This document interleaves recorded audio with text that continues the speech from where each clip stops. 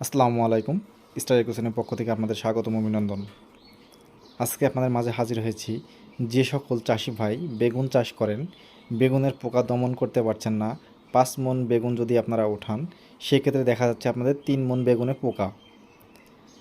এতে আপনারা কি লসের সম্মুখীন হচ্ছেন, সেই বিষয়ে কিছু আপনাদের আমি পরামর্শ দিব আজকে। আপনারা ভিডিওটি শেষ পর্যন্ত ধৈর্য সহকারে দেখুন এবং কোন কীটনাশক আপনারা ব্যবহার করবেন এবং ব্যবহার করে আপনারা উপকৃত হবেন সেটা আপনাদের ভিডিও শেষে আমি দেখাবো।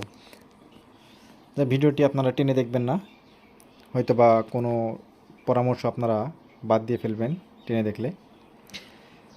যাই হোক, ভিডিওর শুরুতে আরেকটা কথা বলি আপনাদের সুবিধার্থে। আপনারা স্টার এগ্রো7-এ পাচ্ছেন কৃষি বিষয়ক সকল পরামর্শ, সিডলিং ট্রে, কোকোপিটে উৎপাদিত সবজির চারা, টমেটো, মরিচ, ক্যাপসিকাম, যে কোনো সবজির চারা আপনারা পাচ্ছেন। তো চলুন দেখি। অনেক চাষি ভাই আছে যারা বেগুন চাষ করেন, তাদের জমিতে পর্যাপ্ত পরিমাণে আগাছা থাকে। দেখুন, আপনাদের যে জমিটা আমি দেখাচ্ছি ভিডিওতে, এই জমিতে কোনো আগাছা নাই। দেখুন, পরিষ্কার, একদম বাড়ির উঠানের মতো পরিষ্কার। এবং বেগুনও দেখুন কত সুন্দর চকচকে বেগুন, মনে হচ্ছে যেন বেগুন দিয়ে তেল পড়তেছে। পৃথিবীর বুকে সবচাইতে পরিশ্রমের কাজ হচ্ছে কৃষিকাজ। কেউ যদি বলে যে না কৃষিকাজে আরাম, নেগেটিভ।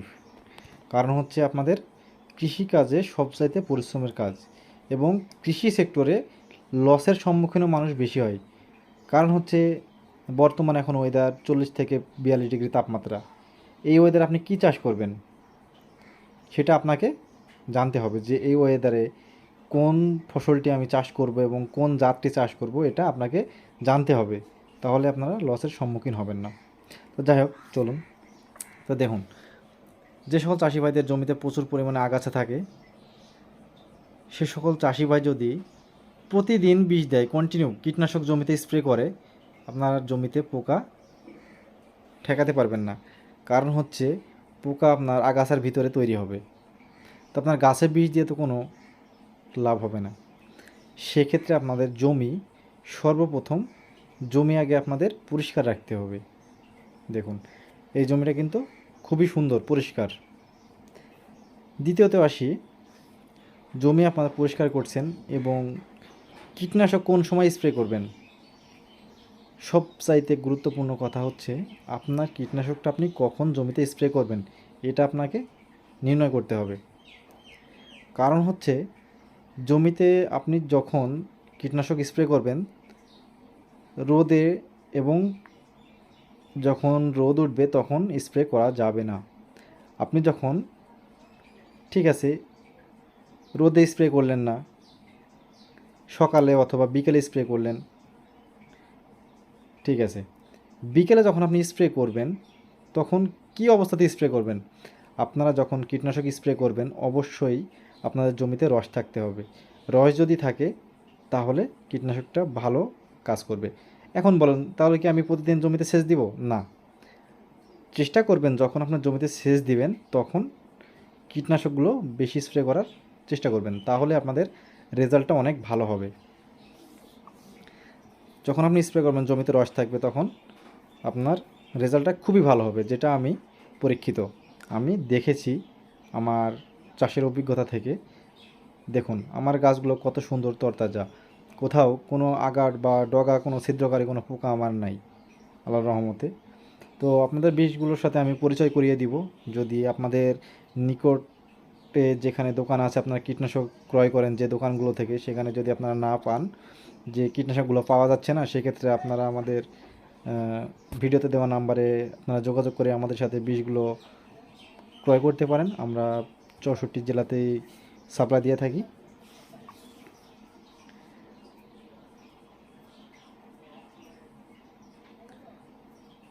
দেখুন খুবই সুন্দর, এবং বেগুনের গাছগুলো খুবই তরতাজা। আপনারা চেষ্টা করবেন জমি যখন নরম, যখন সেচ দেওয়া হবে তখন স্প্রে করার।